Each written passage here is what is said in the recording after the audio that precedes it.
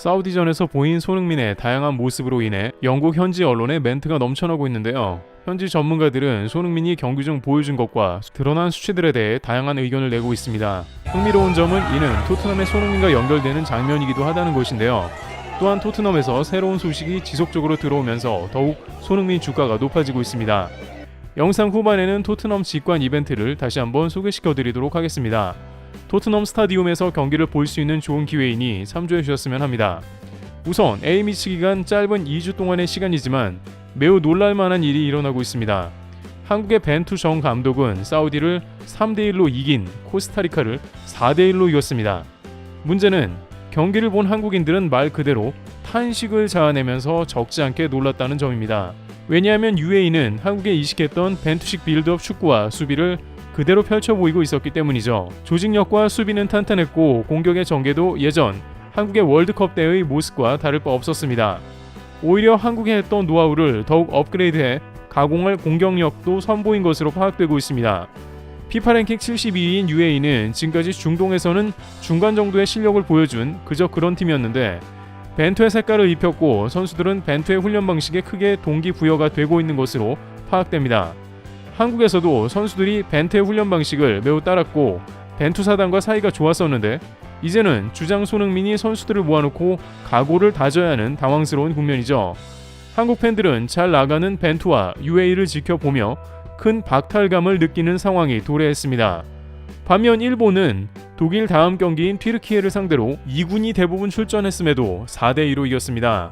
이기더라도 4점을 2번이나 내는 것은 일본의 공격력이 상당하다는 점을 보여주고 있으며 모리아스 감독의 장기 플랜과 일본 축구가 이제 아시아의 최상위권임을 보여주는 상황입니다. 그런데 여기서 감독을 바꿔야 하는 게 아니냐는 여론이 다름 아닌 독일 경기로부터 등장했다고 하는데요. 왜냐하면 독일은 일본에 1대4로 패한 뒤에 플릭 감독이 사상 최초로 경질되었는데 그 이후 프랑스와의 경기에서 곧바로 2대1로 승리하면서 큰 반전을 가져온 것입니다. 프랑스는 월드컵 준우승팀으로 자타가 공인하는 강호인데 독일이 위력을 보여준 셈이고 음바페가 교체 명단에 있었지만 나오지 않았더라도 프랑스는 빅 리거들로 구성된 강팀입니다. 또한 독일은 6경기 동안 승리가 없었는데 7경기째 프랑스라는 대열을 낚았습니다.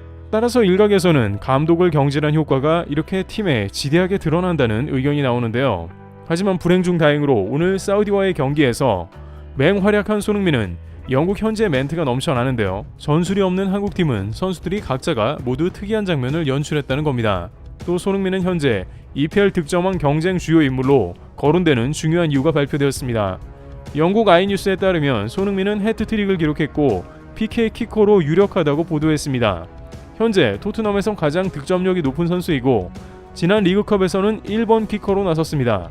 지금까지 토트넘에서 PK를 손흥민이 거의 차지 못한 것은 케인이 있었기 때문이기도 하죠. 케인은 EPL에서도 매우 높은 89%가량 PK 성공률을 보이고 있어 불만은 없었으나 손흥민의 단독 득점왕 찬스를 놓치게 된 주요 원인이었는데 이제 해볼만 하다는 겁니다. 또 영국의 풋볼 런던은 포스테코 감독의 제외될 수 없는 선발 출전 선수 7명을 선정했습니다. 그런데 여기서 손흥민에 대해서는 왼쪽 공격수나 스트라이커나 자동 출전이라고 표현했습니다. 포스테코 감독의 절대적인 신뢰를 받고 있는 만큼 손흥민의 득점왕 가능성이 올라가는 국면입니다. 또한 일각에서는 레비 회장이 손흥민을 득점왕으로 키운 다음 매각한다는 의견도 등장하는데요.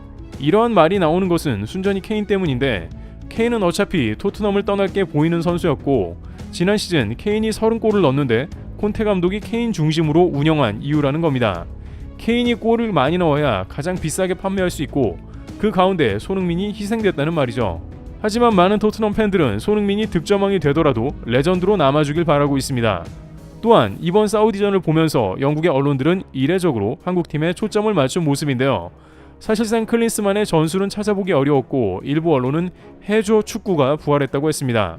실제 축구 포럼 등에서는 손흥민이 토트넘식 축구를 직접 대표팀에 가져왔다고도 말했습니다. 그 이유는 손흥민이 마치 토트넘의 스피드한 축구를 대표팀의 활기를 불어넣은 방식으로 적용했다는 건데요. 경기 중엔 클린스만의 전술이 뚜렷하지 않아 유럽파 선수들이 스스로의 장기를 동원하기도 했다는 겁니다.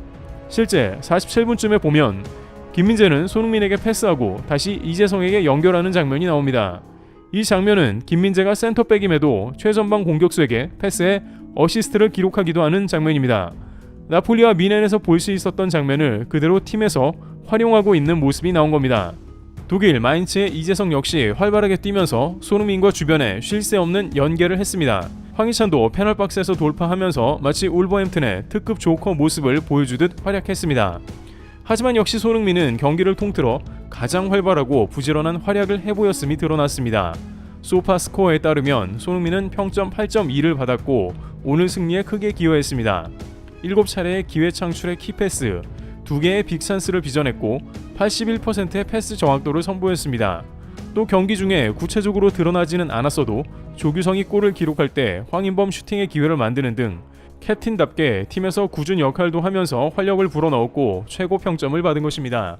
영국 풋볼 런던은 손흥민은 최고의 활약을 펼쳤고 억울하게 PK를 빼앗겼다고 했으며 나인미니츠는 사우디와 무승부가 예상되었으나 손흥민은 토트넘과 같이 주장의 행동을 보였다고 했습니다. 사실상 영국에서도 손흥민이 고군분투하면서 전술 없는 팀에서 실질적으로 이끌고 있다는 겁니다. 이미 더 선을 비롯해 몇몇 영국 언론에서는 클린스만이 제대로 감독직을 수행하지 않는다고 비판했으며 이제 손흥민이 토트넘식 축구까지 대표팀에 들여온다는 의견까지 등장한 모습인 겁니다. 하지만 그럼에도 불구하고 여전히 한국팀에 대한 무전술과 무기력함에 대한 비판은 끊이지 않습니다.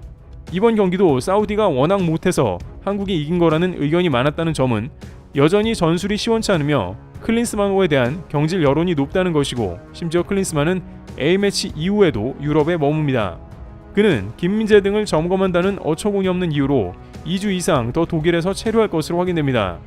안 그래도 웨이와 태업 논란으로 떠들썩한데 클린스만은 마이 웨이를 외치고 있는 상황이죠. 결국 한 영국 팬은 손흥민은 토트넘뿐만 아니라 한국 대표팀도 지탱한다며 응원을 보내고 있습니다. 이처럼 손흥민은 한국은 물론 영국 내부에서도 큰 영향력을 보이며 전 세계에서 한국을 바라보는 시선 또한 기대감이 커지고 있습니다. 그중 특히 전 세계 곳곳 고령의 노인들은 이런 한국인의 활약에 큰 환호를 보내고 있다고 하는데요.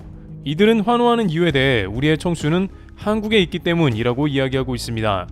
10대, 20대 나이에 폐허가 되어가던 한국을 지키기 위해 한국전에 참전한 이들은 자신들이 피 흘려 지켜낸 한국에서 손흥민을 비롯한 한국의 젊은이들이 세계적으로 발돋움하는 것에 기쁘다며 매번 한국의 소식을 찾아보고 있다고 전하고 있습니다. 그리고 최근에는 이 발전한 한국을 한국의 젊은이들로 인해 직접 눈에 담을 수 있게 되었다며 감사 영상을 보내기도 했습니다. 해당 영상이 전 세계 곳곳 퍼지자 많은 이들이 눈물을 머금기도 했는데요.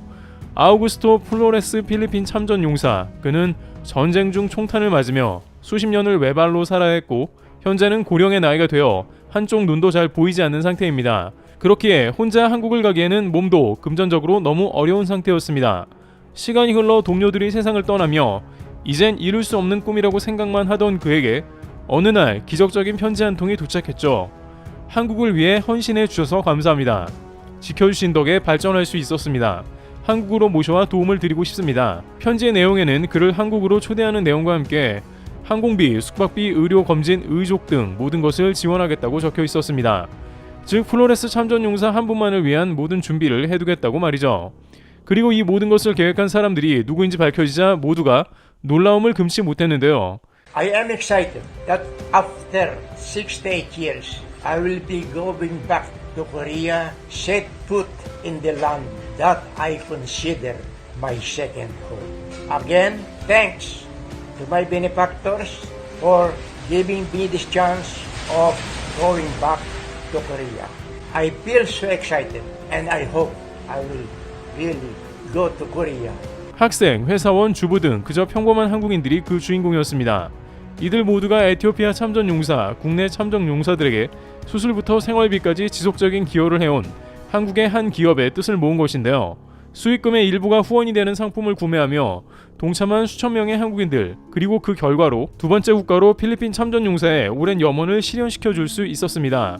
현재도 태극기가 박힌 후원 볼캡을 출시하며 유교, 유해 발굴 감식단 홍보와 그 수익금의 일부로 참전 용사분들을 위한 후원에 힘쓰고 있죠.